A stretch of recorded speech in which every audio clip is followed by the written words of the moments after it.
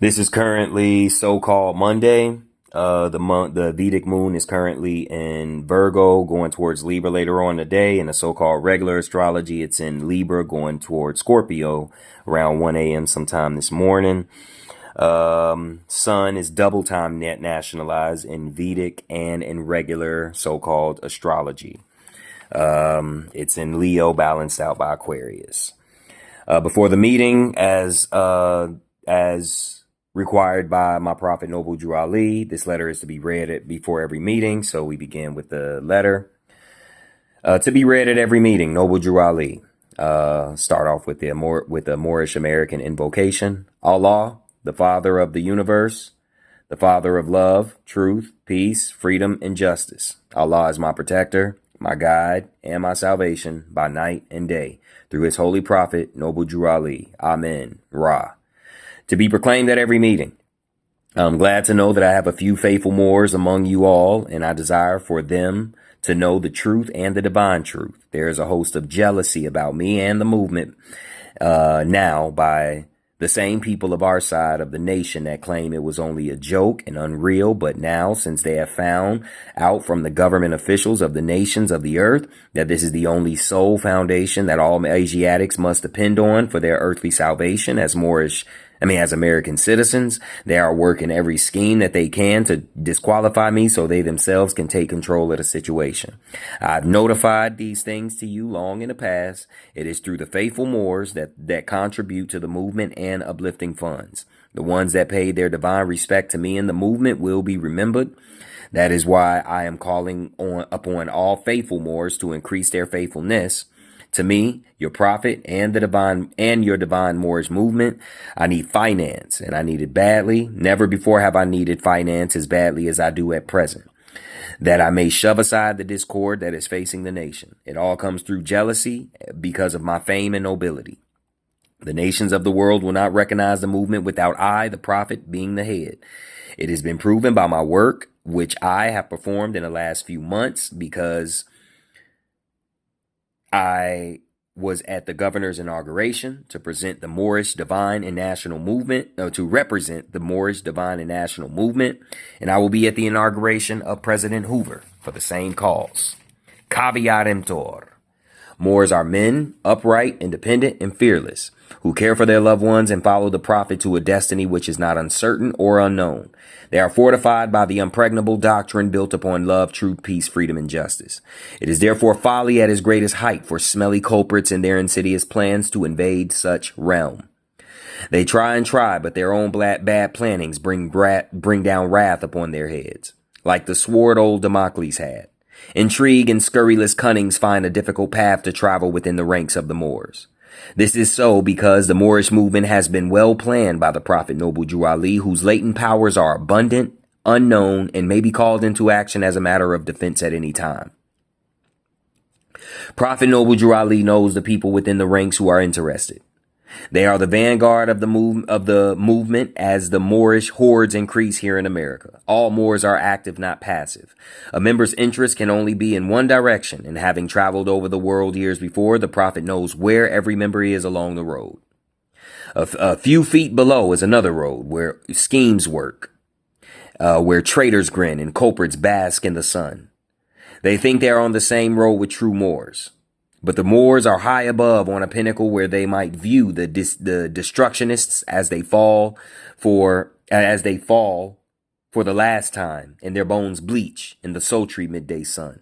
Hungry scavengers fly high, catch scent, devour, and leave crying out, Caveat emptor, cast out the dead carcass.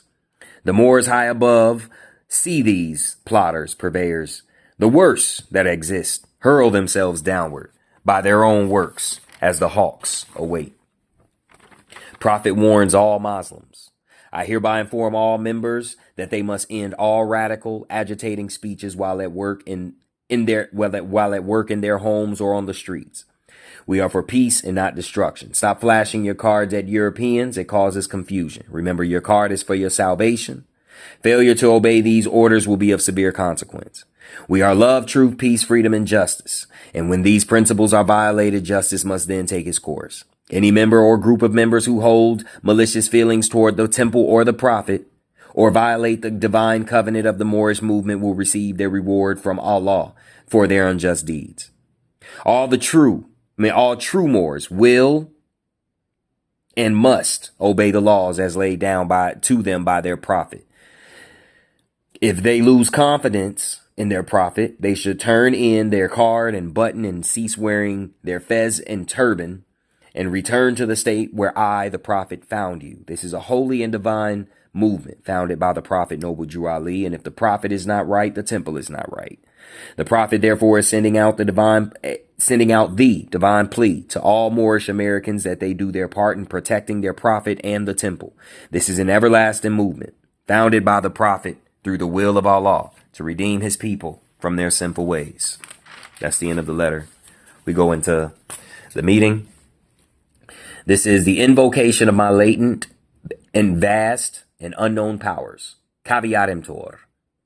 I recorded as I studied, as I continued to deny Rome, deny unum sanctum, Union State Society, usufruct, War Tax Act 1917, excise taxes, and genocide.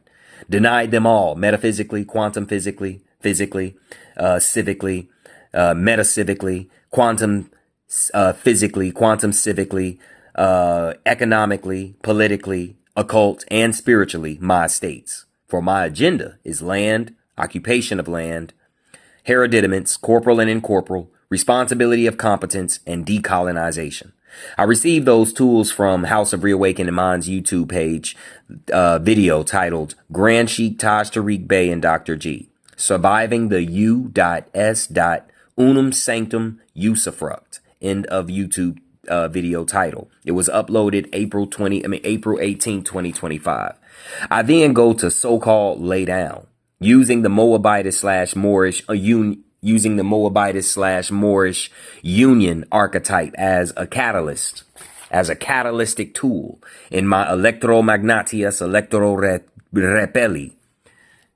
Excuse me, it's just coming over here trying to do something I ain't gonna do. So I use the catalytic tool in my electromagnatius repelli, countering of unum sanctum Rome /Union State Society /usufruct /War Tax Act 1917 Jekyll Island 1913 fix hex traps for conversion excise taxes genocide operations against my agenda. Their agenda is completely opposite of mine. Mine is to cultivate my own lands. Theirs is to colonize my lands. Mine's is to occupy my own lands in love, truth, peace, freedom, and justice.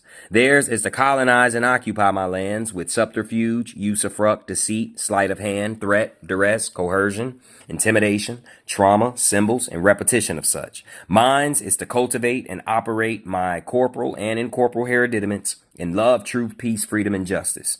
Theirs is to hypothecate my corporal and incorporeal hereditants to be used for their Spanish inquisitions against me and other heirs in hate, deceit, war, slavery, and injustice. Mine's is my responsibility of competence operating my estates. Theirs is to continue operations of projecting my incompetence in operations of my estates. Mine is decolonization. Mine is decolonization and nationalization. Theirs is colonization and denationalization. These are directly opposite agendas concerning my birthright, inheritance, estates. With every breakthrough, I fix my mind/heart on first denying their operation against my estates. Then I evolve in my agenda expression and fix my mind/heart on making allodial aboriginal trusts for every breakthrough to protect my estates from their usufruct, subterfuge, fix hex traps, unum sanctum nature. This is what that looked like. That's me right there at the top. And that's my imagination. You see it's mother and son, hereditants, and within you see the 5 points: land, occupation of land, hereditants, corporal and incorporeal, decolonization, responsibility of competence. Page 2.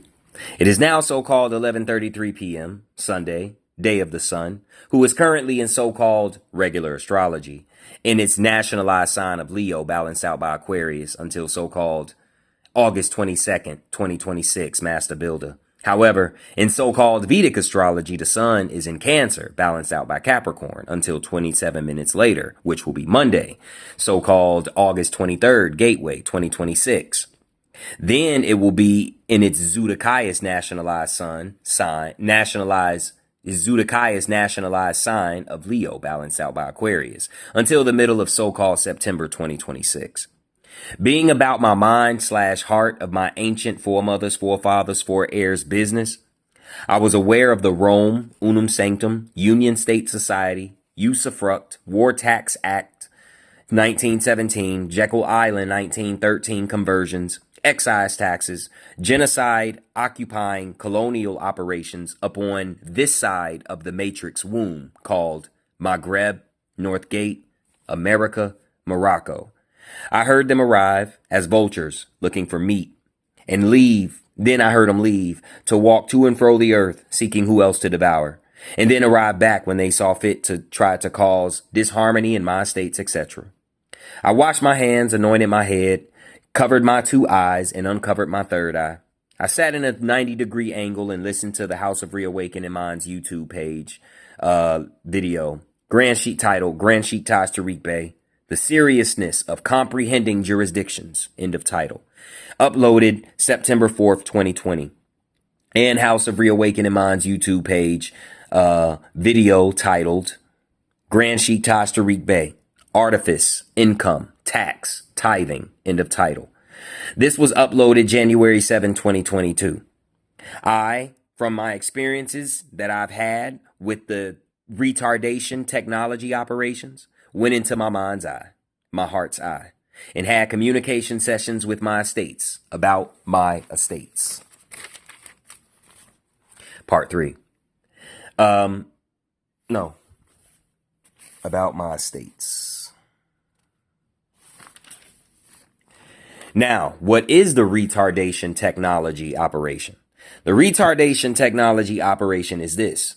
It is the operation that is designed to keep the divine and national true heirs of the Maghreb as subjects, wards, and incompetent, uninheritable Moors/Moabitises, using everything available here in the human experience upon Midgard. This operation uses, but is not limited to, individuals, places, and things, and persons and beings to enforce, operate, corporal and incorporeal machinery of economics, education, entertainment, labor, law, politics, religion, sex, war, and health, etc., that reinforces the retardation technology operations of displacing the targeted Moors/Moabites, who are just solely heirs of Morocco. This is done because the objective is to hypothecate their corporal/corporal estates, kill them off, and feed their unsatisfiable corporal and corporal machine apparatus.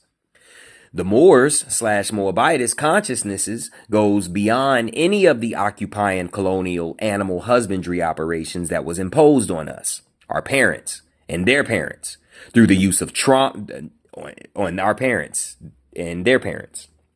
Now, through the use of trauma, symbols, threat, duress, coercion, intimidation, deceit, fears, doubts, insecurities, guilts, military science operations, biological warfare, physiological warfare, psychological warfare, spiritual warfare, literacy warfare, technological warfare, hereditament warfare, civic warfare, economic warfare, physical warfare, metaphysic warfare, quantum civic warfare, occult warfare, political warfare, sexual warfare, entertainment warfare, labor warfare, religious warfare, symbolic warfare, and many other means of warfare was waged and is waged upon the estates of the Moors/Moabites in order to impose the above-mentioned animal husbandry upon them, upon us. However, all of this is done because it has been necessary to try to all of this has been done because it has been necessary to try to at least attempt to neutralize our true and divine soul's consciousness. Nevertheless, our consciousness has never been touched or annihilated. With that said, there are so many other parts of us and this existence that we are still governing till this day, whether we know it or not. The retardation technology operation is to project the idea that my former statement is false and terroristically terrorize the heirs from thinking, feeling, speaking, and acting within the reality of their true, divine, unlimited, and free mind/heart. All of the above is being dealt with within my mind/heart, my mind/heart's eye. We spoke heavily about Rome, Unum Sanctum, Union State Societies, Usufruct, Jekyll Island 1913 conversions, War Tax Act 1917, excise taxes, genocidal intents, and its tentacles of operations called retardation technology operations. I spoke, felt, acted, and saw, etc., divine and nationally, truth and divine truth, how this corporal and incorporeal colonial operation has brought so much injury to me and my loved ones. I moved to the reality within my interterrestrial dimensions where the entire universe was annihilated, where the logic was, as long as they exist, and this is the existence experience, why not annihilate the entire game? Now what? I continued as we govern and manage our estates with competence to set up a allodial trust for the breakthroughs we had, and in doing so, we counter and thwart and make impossible the usufruct, subterfuge, usury, parasitical, bottom feeder nature of corporal and incorporeal Unum Sanctum Rome and their military arm of Union State Society and their Monroe doctrines of Jekyll Island 1913 conversions, War Tax Act 1917, and excise taxes, of which their nature from the gate was and is to genocide the targeted Moors/Moabites and hypothecate their estates, place them in its cheat formulas, and continue their civic, political, spiritual, and economic inquisitions of the same. I go to and fro, so-called between dream and awake, everything I saw and know for my agenda, which is land, occupation of land, incorporeal and corporal hereditaments, responsibility of competence and decolonization. I set up allodial, national, and divine truth trusts for and within my estates and agenda, written and unwritten. My neck started to ache a little due to me protecting my estates and being about my ancestors' bloodline agenda. My hereditaments, corporal and incorporeal, spoke about many different avenues of the subject at hand. Spoke about my hereditament, corporal and incorporeal, my hereditaments, corporal and incorporeal, spoke about the many different avenues of the subject at hand. I got up, changed position, stayed agenda focused, so-called slept, then got up and writ. I completed this particular writ at 1:49 p.m. and gave my consent for my estates. This right here is the picture of which I illustrated, where I covered up my eyes, prepared to so-called sleep, but knowing what takes place above me, around me, and everything else within this Spanish Inquisition has been taking place for so long by Unum Sanctum. So we prepared to do whatever we needed to do to manage our estates.